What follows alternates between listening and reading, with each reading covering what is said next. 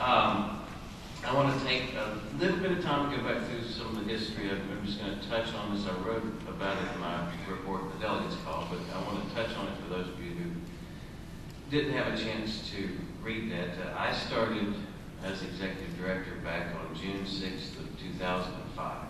That's a little over 7 years ago.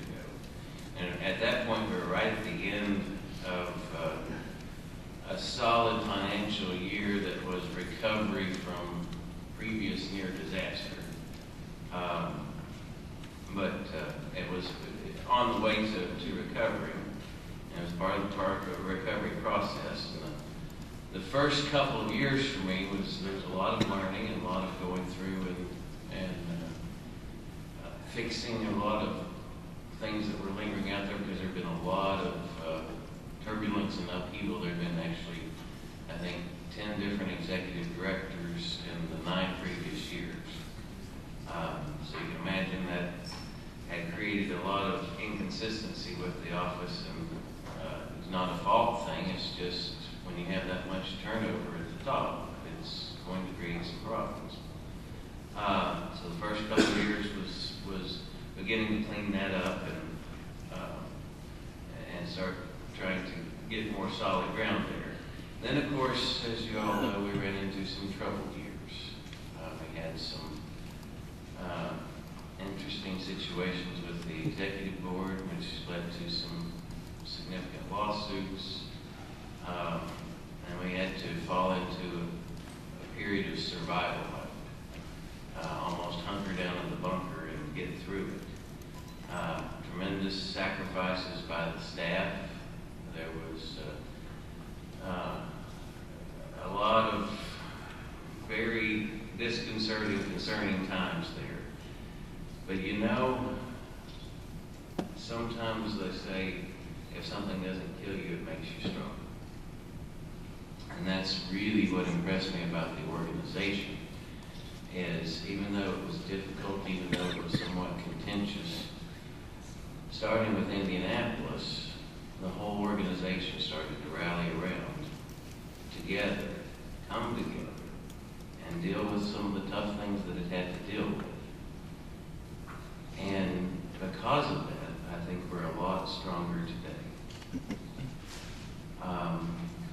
If you were in Orlando at the delegates meeting, the committee meetings ahead of time, I was just amazed at the different atmosphere that was there than had been at almost all the previous U.S. Opens.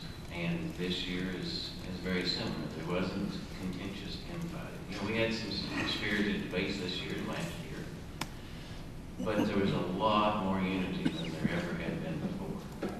And I think having to go through that troubled period had a lot to do with bringing the organization together. You know, the USCF was formed in 1939. Here in a couple of years, we're going to be celebrating our 75th anniversary. 75 years of history. That's something worth fighting for. That's something worth protecting. And that's what we had to keep in mind as we fought through those troubled years. Now, the last 2 years have been recovered from those troubled times. And through a lot of staff sacrifices, through a lot of belt tightening, through a lot of hard work by a lot of people, we've done that. Largely on cutbacks, largely on delaying some infrastructure improvements and things like that, but we've made it through. We had almost a $200,000 profit last year. We got a $250,000 surplus. Sorry, Jim or Alan. I like that term. Surplus is the right term.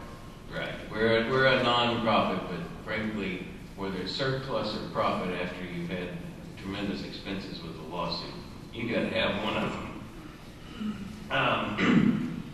We're still working and catching up on infrastructure, but that is something that we're very cognizant of and working on diligently now. But financially, we're back to where we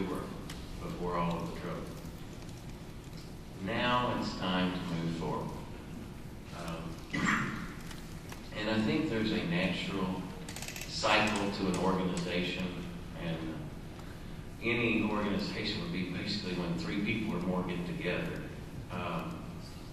Anytime you get 3 people or more, there gets to be a little bit of politics. Also, when you come together to form an organization, very shortly after its formation, its mission, it'll come together for a purpose, for a mission, and people will get excited about that and rally around it. But very shortly after its formation, it becomes about self-preservation rather than the mission. And then periodically, there'll be, I like to call it a renaissance period, where the organization goes through some changes and it gets refocused on its mission. And then it'll move along and it'll lose its way and it'll be again about self-preservation. Well, the USCF has had its periods of ebb and flow like that, where at times it would be focused on its mission and at times it's focused on the power struggles and self-preservation. Right now, I think we're strongly on the verge of that renaissance period and being refocused on our mission and getting back to the business of promoting chess and growing chess. We have tremendous synergy going on all around us. I want to touch on a little bit of that and a little bit of what we're doing to try to spur that renaissance period on. Currently, our membership is up, and this is, I think, 9 months that we've trended up. The best way to compare this, because membership has a trough in the summertime, is to compare it to the same month previous year.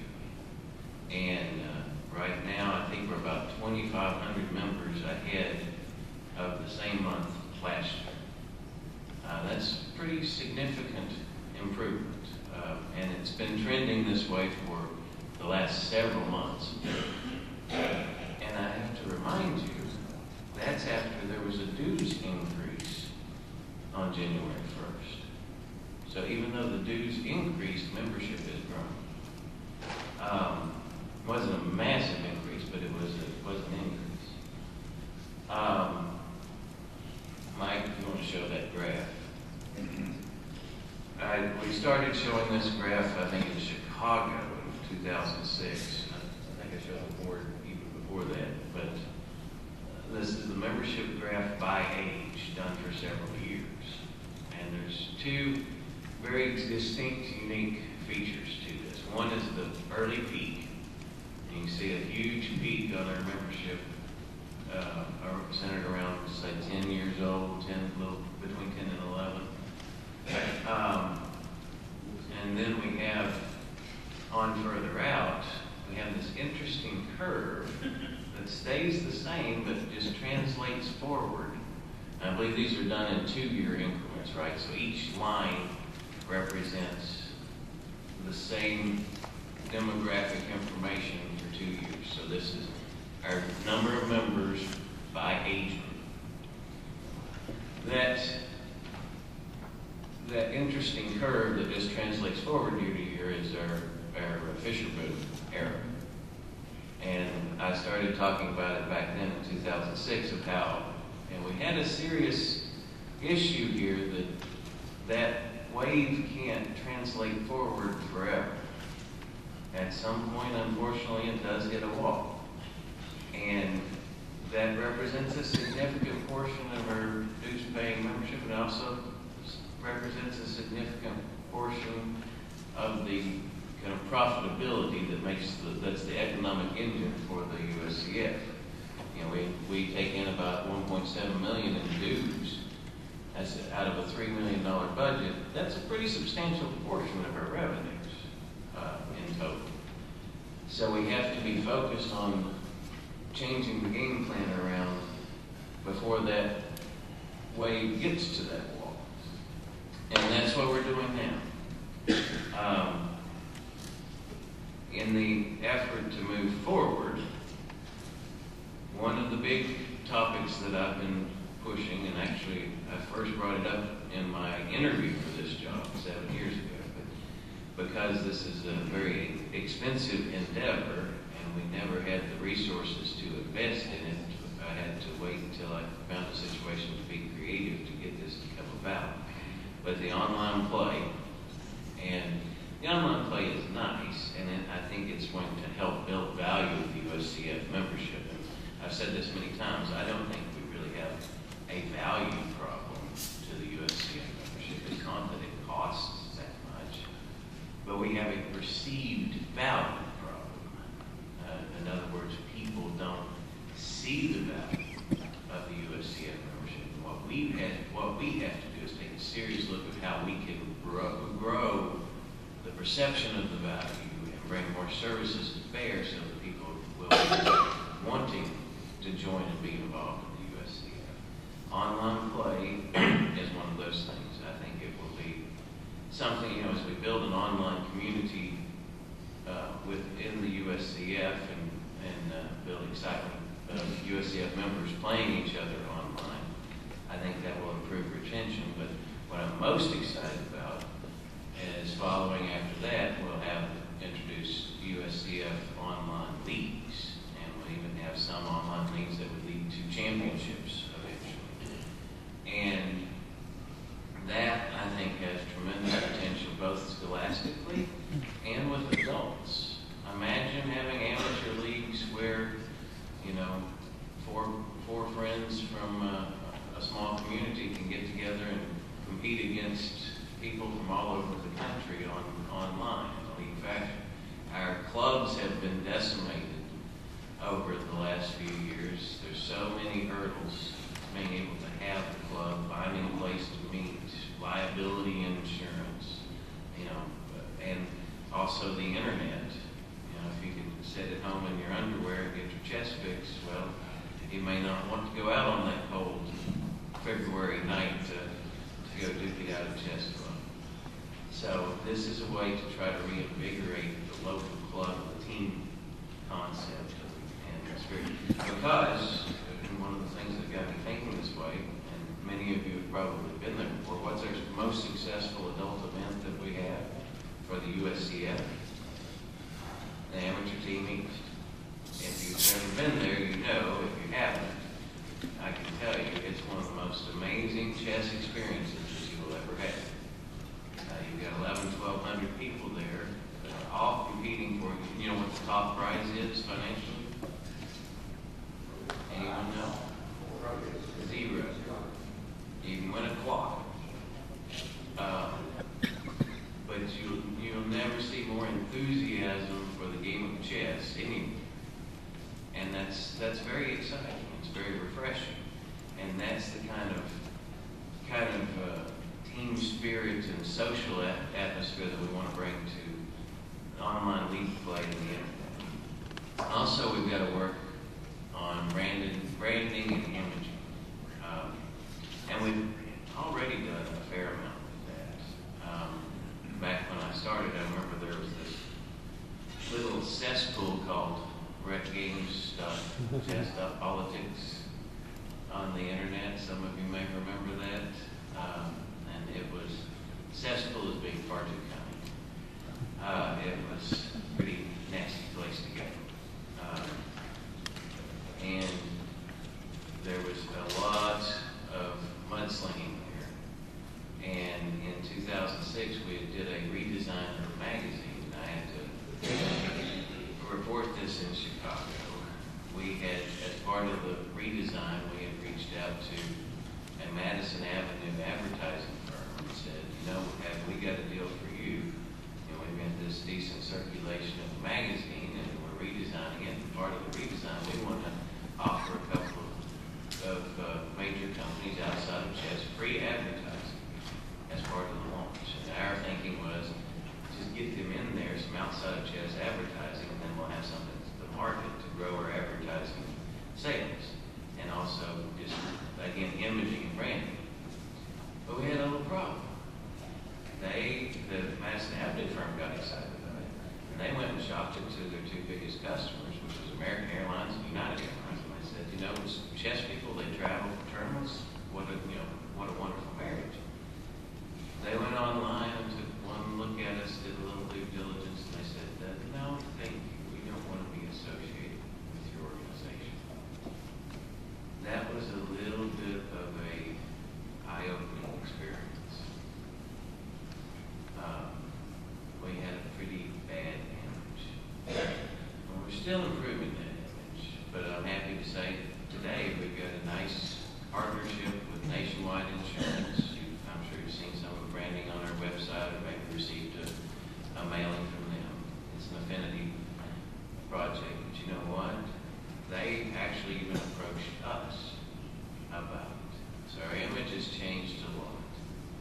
people now feel comfortable being associated with the USCF. And that was the first step before we could do anything towards sponsorship or growth, because we had to continue to improve that image. Some of the things that we're doing on the efforts of supporting that image change is the postcards. We have changed up our renewal postcard mailings. We now have a glossy cover on the postcards, and actually this right here is the picture that's on the postcards that go out. So it's very snazzy looking, kind of a refreshing change. And I know it's got to be very expensive to do something like that, right? You know, fancier postcards. Actually, it turns out the printing cost was half the price. And this, in part, was the brainchild of a new hire. This is part of our commitment to making some of those branding changes. We've got a new employee director of marketing, Robert McClellan, who has put a lot of effort into changing some of that branding.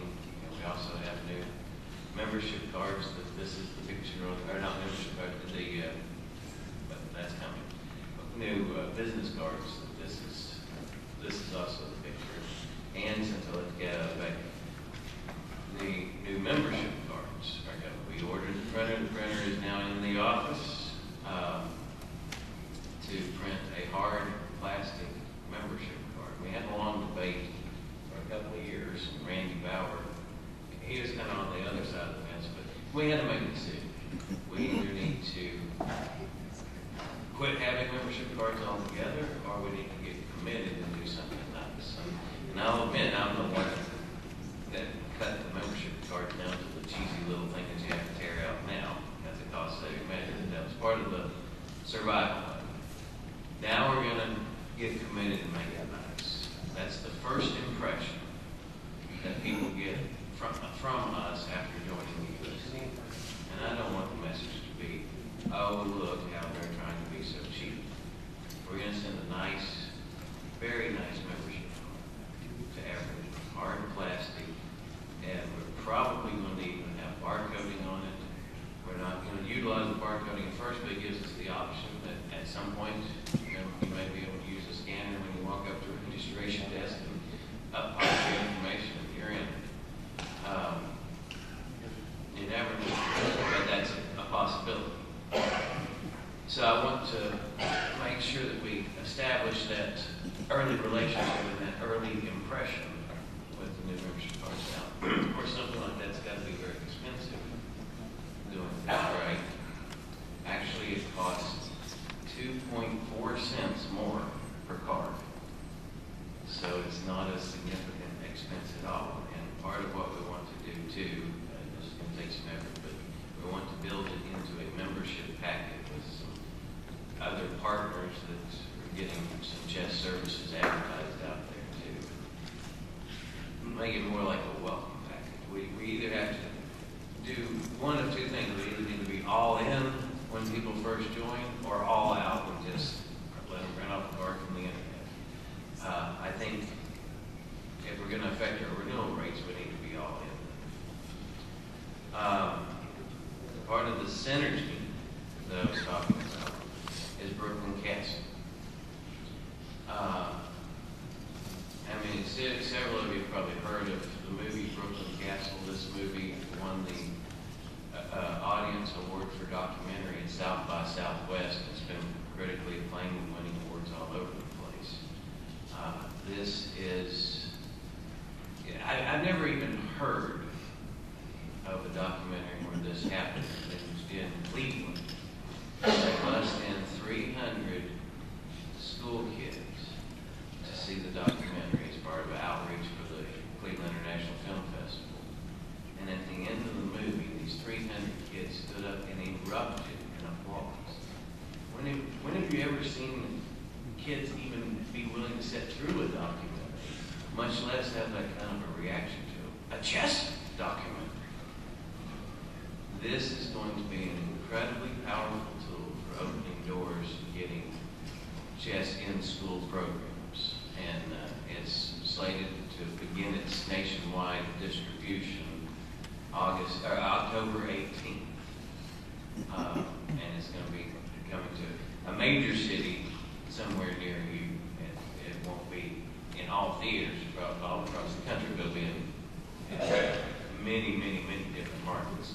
If you get a chance to see that movie, I definitely encourage you to go see it. But also, if you've got a chance to take any school administrators or decision makers in the school system to see it, it's going to be an incredibly powerful tool to get people to be open to having school chess programs. I guarantee that.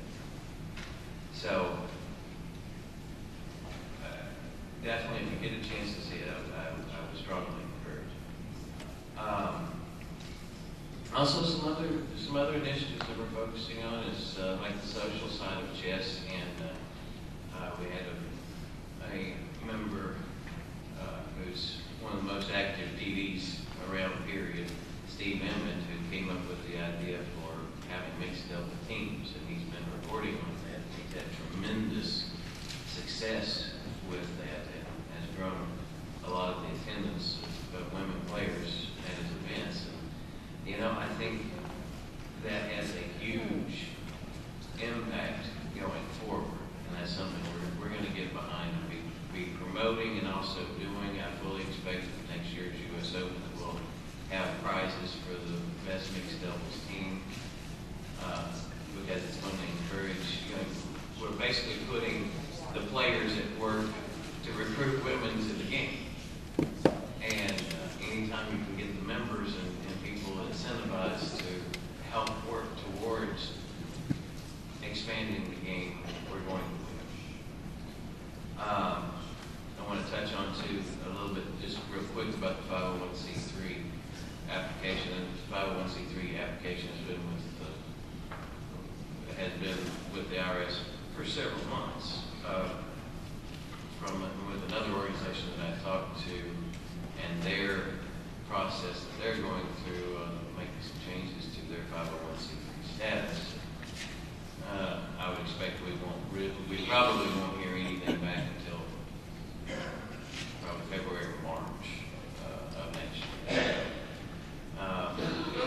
It's now become a lengthy process that it takes a while to do.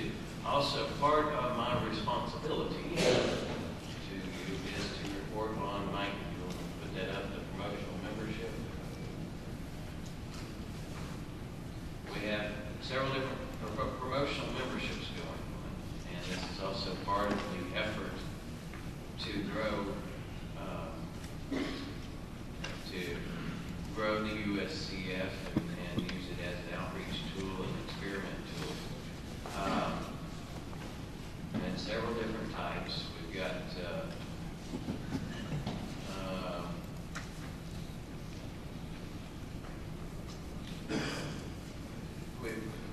we've also run some promotions through the office, and part of one of Robert's ideas was to do a special Fisher promotion associated with the 40th anniversary of this Fisher's basket match. And that was back in July that we did this, and we sent out an email blast. We only promoted it through email, and we offered a one-year adult membership only to people who have been expired more than 6 months, that they can come back and have a year of USCF membership for $19.72. 1972. And we gave them 72 hours to do this, so 3 days, 72 hours to take advantage of it. And typically, for the month of July, the whole month, we would have somewhere around 200 to 220 people that were 6 months expired or more renewed. Well, in that 3 days, we had 256 people renewed, including one gentleman who didn't receive an email, but his neighbor did. And his neighbor told him about it. He called the office and said, well, I've heard about this promotion, and I haven't been a member for a while. Can I rejoin? And we said,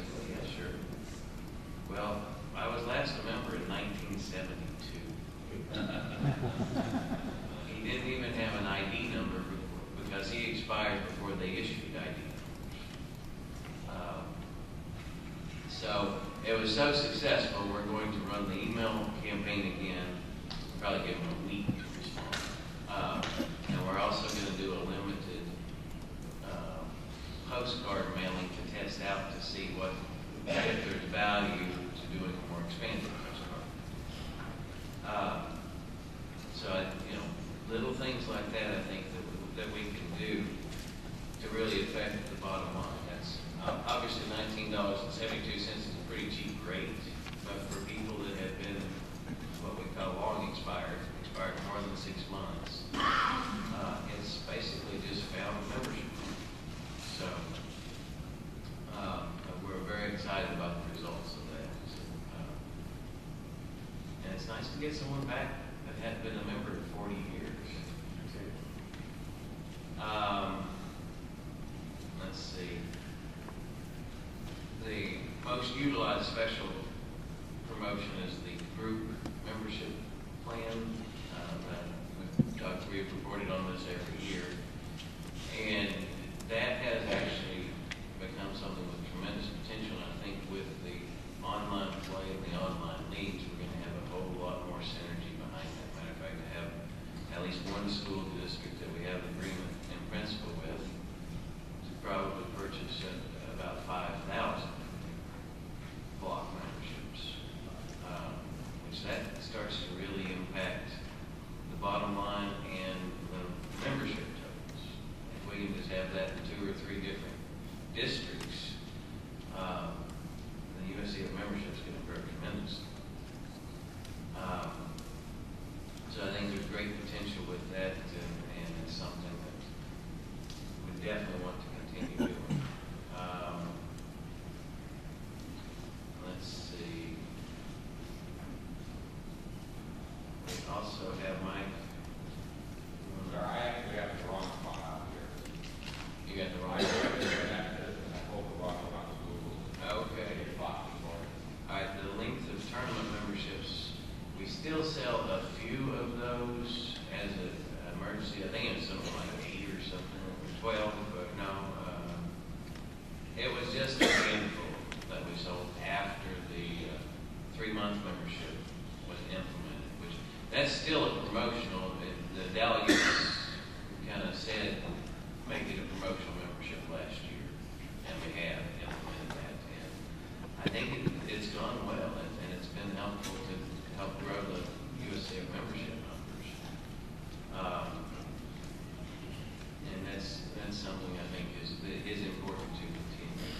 Also, there's one that we haven't implemented yet that's coming out that I want to go ahead and give you a heads up to.